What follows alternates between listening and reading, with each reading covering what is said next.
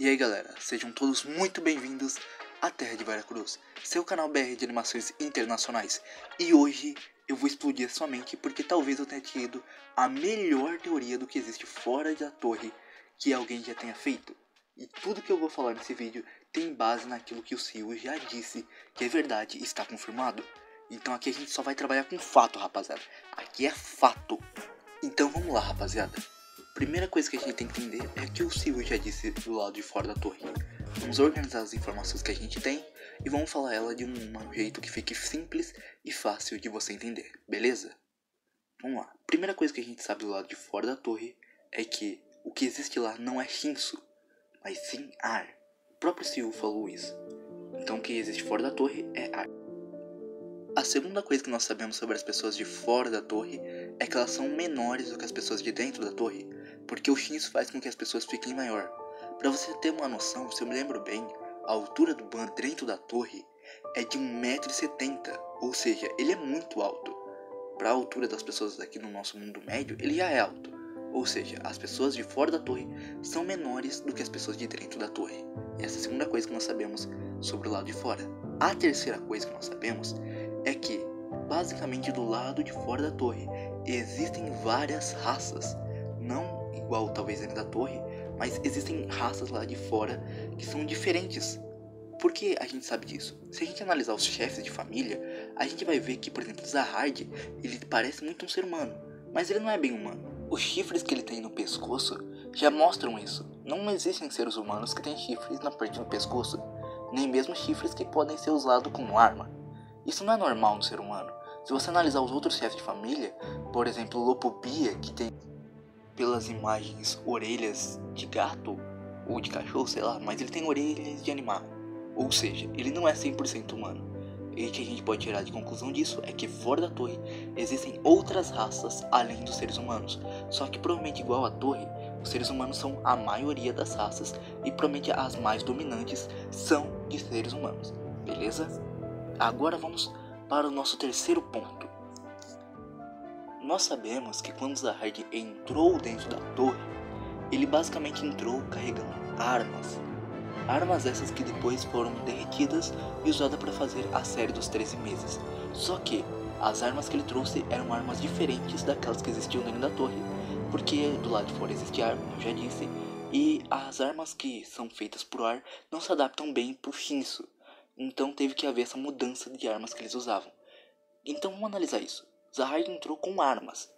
Espadas, machados, sei lá. Mas ele entrou com armas. Isso significa que fora da torre existem armas. Significando também que provavelmente existem guerras, existem mortes, existem assassinatos. Porque você não usa uma arma simplesmente, criei uma arma aqui. Não, você usa armas para se defender ou para ir lutar numa guerra. Significa que provavelmente do lado de fora existem conflitos e provavelmente existem mortes também. Outra coisa que também sabemos é que a civilização de fora da torre não é tão desavançada assim. Desavançada existe? Essa palavra existe? Desavançado? Eu acho que não. Mas a questão não é essa. A civilização de fora da torre não é tão antiga assim. Eles não são um povo arcaico que desconhecem as coisas, não. Eles são um povo até que bem moderno. E como que eu posso dizer que isso é verdade? Olha pro saco de batata que o Ban usava como roupa. E olha a roupa que ele usa quando ele vai entrar dentro da torre. Significa que ele se trocou. E provavelmente a roupa que ele ganhou foi dada pela Rachel. A Rachel essa que deve ter comprado ou ganhado de alguém do lado de fora da torre. Significando que do lado de fora da torre existe uma civilização e que provavelmente eles também têm roupas, eles têm um estilo de vida moderno também. Não é uma coisa arcaica, não é como se eles vivessem tipo, sei lá, na Idade Média. Não, eles têm roupas, eles têm tecnologias que são até bem avançadas, pelo que a gente pode deduzir. Mais uma coisa que a gente sabe sobre o lado de fora da torre, e agora as coisas começam a ficar interessantes, é que a fábrica, essa organização que cria armas e equipamentos dentro da torre, ela também existe do lado de fora. E mais especificamente, ela surgiu do lado de fora e a influência dela é tão grande que ela basicamente entrou dentro da torre. Pelo menos foi isso que eu entendi, pode ser o contrário também. Mas a questão não é essa. A questão é que existe uma organização que cria armas e equipamentos e busca avançar na tecnologia que é tão poderosa que existe dentro e fora da torre simultaneamente. Outra coisa, se a fábrica existe dentro e fora da torre, ou melhor, se ela existe fora da torre, significa que, bom, as experiências que ela fazem, tanto dentro, tanto fora da torre, devem ser coisas desumanas. Porque a gente sabe que a maior parte das experiências maléficas com seres vivos que são feitas dentro da torre, são feitas pela fábrica. Significando que também fora da torre provavelmente não deve ser diferente. Ou seja, a gente sabe que existe uma organização maléfica que existe tanto dentro, tanto fora da torre. Agora a gente vai analisar um pouco os irregulares que entraram dentro da torre. E tudo aquilo que eles têm em comum e que a gente pode tirar de conclusão de que a maioria das pessoas do lado de fora também tem em comum. Vamos lá. A maioria dos irregulares que entraram dentro da torre são pessoas que têm um espírito meio explorador, se a gente pode dizer. Todos eles querem conquistar, querem almejar grandes coisas, fazem grandes coisas, buscam grandes coisas, estão sempre atrás de grandes objetivos. Ou seja, todos eles têm grandes metas, ou quando não têm grandes metas, fazem grandes coisas, porque têm um gigantesco poder. Então isso pode mostrar que as pessoas de lado de fora da torre são pessoas extremamente competitivas, ou se não são competitivas, são extremamente fortes e que conquistam grandes objetivos, grandes méritos. Então eu acredito que a civilização de lado de fora da torre deve ser uma coisa muito absurda, muito avançada, muito grande. Porque se as pessoas de dentro da torre e todos os irregulares que estão lá, eles entraram com esse espírito aventureiro, esse espírito de conquistador, provavelmente as coisas de fora da torre devem ser absurdas, porque as pessoas de fora também devem ter esse espírito conquistador. Isso é minha primeira hipótese sobre as pessoas de fora da torre. Bom, analisando tudo o que eu falei, a gente pode tirar algumas conclusões de como provavelmente é o mundo fora da torre. E agora eu vou te falar como eu acho que ele deve ser. Primeiro, deve ser um mundo cheio de conflitos, muitos parecidos com o que existe dentro da torre atualmente, onde deve existir guerra entre tribos, entre povos, entre raças mais especificamente, onde deve existir reinos muito poderosos, governantes extremamente fortes, um poder basicamente desproporcional na mão de algumas pessoas. Ou seja, deve ser um mundo muito parecido com o que existe dentro da torre. Só que, analisando aquilo que o Urek Mazino fala, que o mundo é muito mais vasto fora da torre, bom, eu acho que deve ser uma coisa de tamanhos muito maiores do que acontece dentro da torre. Ou seja, se os problemas da torre já são gigantescos, os de fora devem ser de tamanhos desproporcionalmente grandes. Então a gente já consegue ter essa análise. Só que, para ser mais exato, eu quero que você olhe essa imagem. Tá vendo essa imagem?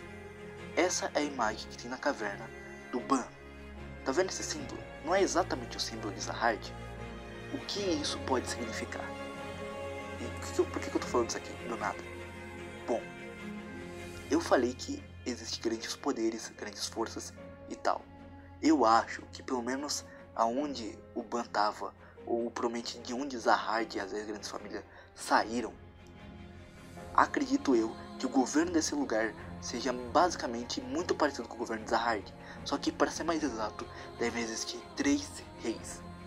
3 reis que são muito poderosos, que basicamente eles trocam ali de tempo governando o império deles. Por exemplo, cada um governa a cada 100 anos, sei lá, alguma coisa assim. E esses 3 reis devem ser os caras mais fortes daquele lugar, mais poderosos e mais influentes. E por isso eu acho que Zahard se inspirou no governo desses 3 reis para formar o seu próprio governo. E se você analisar esse símbolo, você vê que é um símbolo muito parecido com o símbolo de Zahard, só que não é o mesmo. Olha essa espadinha embaixo, não é igual ao símbolo de Zahard. Acredito eu que Zahard, olhando e observando esses reis que eram muito poderosos no seu mundo, de onde ele veio, ele deve ter pegado e usado o mesmo estilo de governo. Talvez até mesmo exista um rei desses 3 que seja o governante e basicamente outros 3 reis abaixo dele que governam tudo, exatamente como Zahard controla a torre. Se você não sabia, Zahard é o rei da torre, sim, porém ele tem 3 administradores, que enquanto Zahard dorme, eles ficam ali administrando o império dele. Eles se revisam ao decorrer de milênios, a cada, eu acho que 1000 anos, trocam de governo de um desses administradores. Cada um deles tem uma opinião, cada um deles tem um estilo, cada um deles tem uma forma de pensar. E essas são as pessoas mais importantes dentro da torre, abaixo apenas de Zahard. Acredito que esse sistema, ele basicamente pegou do líder que existia fora da torre. Outra coisa, como a gente sabe que as pessoas de fora da torre são muito poderosas e que lá de fora existem algumas outras pessoas além do Phantaminion que podem usar o eixo, acredito eu que as pessoas de fora da torre que podem usar o eixo ou são soldados que basicamente servem como uma arma nuclear. O país que tem uma arma nuclear, ele não ataca outro país que tem uma arma nuclear porque sabe da destruição que isso vai causar. Um país que tem um eixo não ataca outro país que também tem um eixo porque ele sabe da destruição que vai acontecer. Mais exato, um planeta ou uma confederação de planetas, que seria basicamente os países nesse exemplo que eu tô dando, só para entender. Eu acho que pode ser isso, onde cada um desses confederação de planeta possui um eixo, ou pode ser que esses caras que são eixos, eles dominam realmente os planetas, eles que são os líderes. Não são eles as armas, são eles os líderes. E tem a terceira opção, que alguns são líderes, alguns são armas, outros só estão por aí andando e fazendo o que querem. Porque a gente sabe que irregular na torre é só os caras que dá bagunça, faz a zona, destrói tudo e tal. Provavelmente lá de fora os eixos são os irregulares de fora da torre, entendeu? Então eu acho que dentro da torre existe esse sistema por causa da inspiração que Zahard teve do sistema de fora da torre. E ainda mais, trago mais um ponto. Acho eu que as 10 grandes famílias, os 12 guerreiros que subiram a torre junto com Zahard mesmo, todo esse pessoal foi contratado pela fábrica para entrar dentro da torre com um tipo de experimento, para descobrir o que tem lá dentro, o que acontece lá dentro. Talvez eles sejam as primeiras pessoas que descobriram uma forma eficaz e correta de entrar dentro da torre. E por isso que eles já entraram armados, porque eles já estavam esperando os desafios e as provas que existiriam lá dentro. A gente não tem, como posso dizer, não temos informações anteriores de outros irregulares que entraram dentro da torre antes de Zahard. Então provavelmente eles foram os primeiros a entrar para explorar as coisas.